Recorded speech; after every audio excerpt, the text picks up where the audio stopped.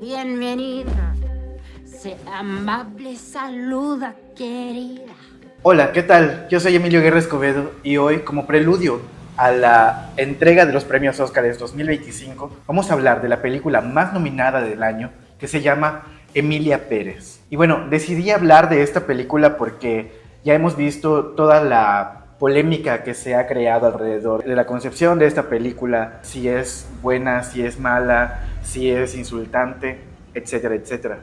Pero yo personalmente, como artista visual, les voy a intentar develar o resolver esta duda que creo que muchos tenemos de si la película de Emilia Pérez es una obra de arte o no lo es. Entonces, para intentar resolver esta cuestión, dividí este tema en 5 grandes vertientes. La primera es las categorías del arte.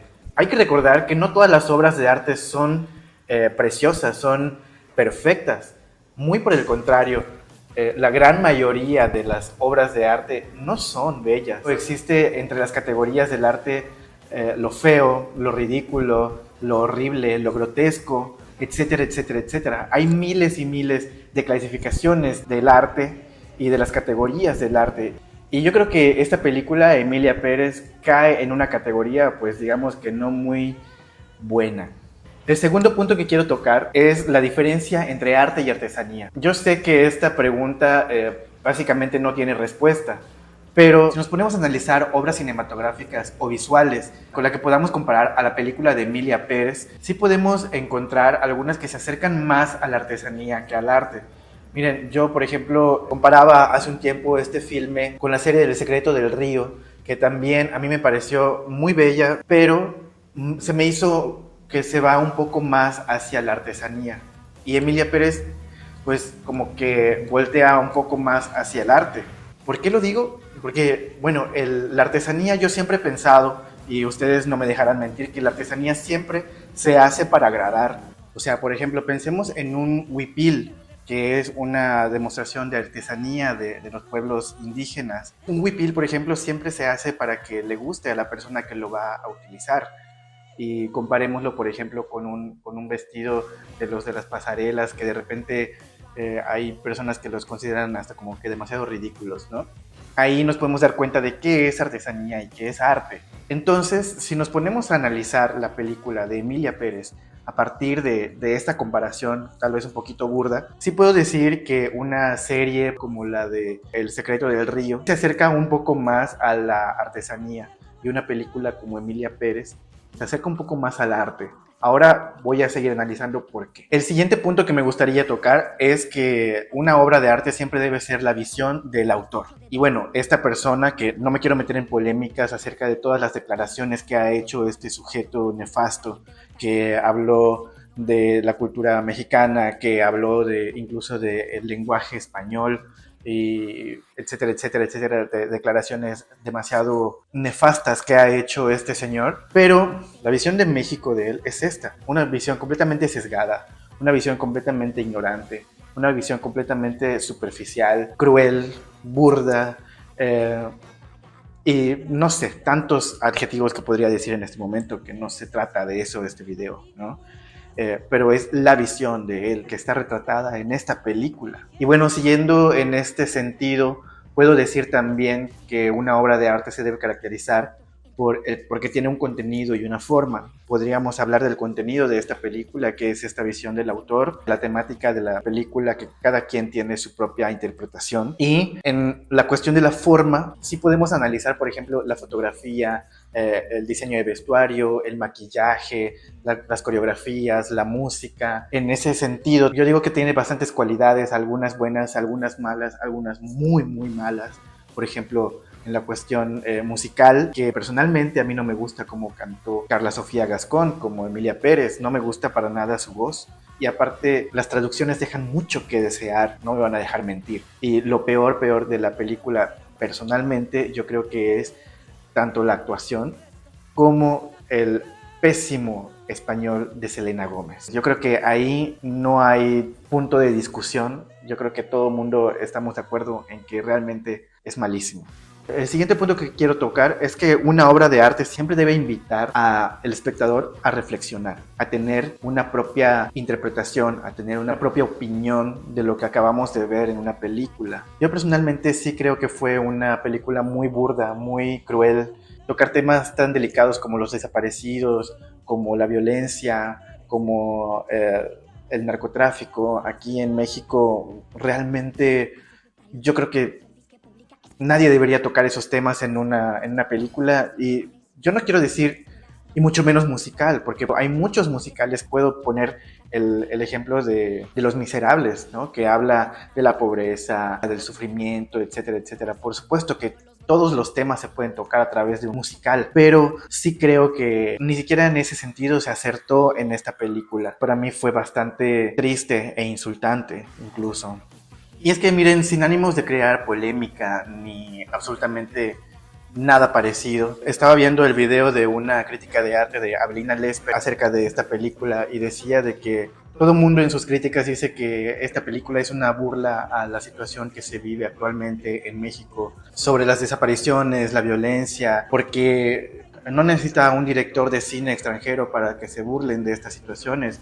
Ya el sistema se burla de ellos, porque no existe justicia, porque solo hay impunidad, porque las autoridades no les dan resultados. Ya todo el sistema se está burlando de ellos. Esta película realmente sí es horrible, insultante, pero más nos debería causar indignación la falta de resultados de las autoridades con respecto a estas situaciones. Obviamente no me voy a meter en temas políticos ahorita, ni mucho menos, pero sí le encuentro sentido a esta aseveración que hacía Abelina Lesper. Y quiero tocar dos pequeños temas que también, sin ánimos de crear polémica ni mucho menos, pero he visto varias reseñas de la película o análisis o críticas sobre la película y decían de que una de las cosas que más molestaba es que el personaje principal, Emilia Pérez, al principio es un narcotraficante, hombre, y pareciera o nos quisiera dar a entender la película de que el momento en el que se convierte en mujer o se vuelve mujer, pues se redime y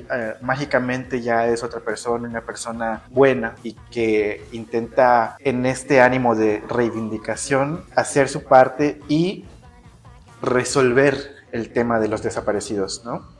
Bueno, porque decían de que de repente porque ya se volvió mujer, automáticamente ya es buena, ¿no? Y a mí me llama mucho la atención esta situación por una cuestión en específico. No voy a tocar el tema de los partidos políticos, ustedes pueden interpretar, pero sí, de repente hemos visto líderes políticos que son malos, malos, malos, absolutamente malos.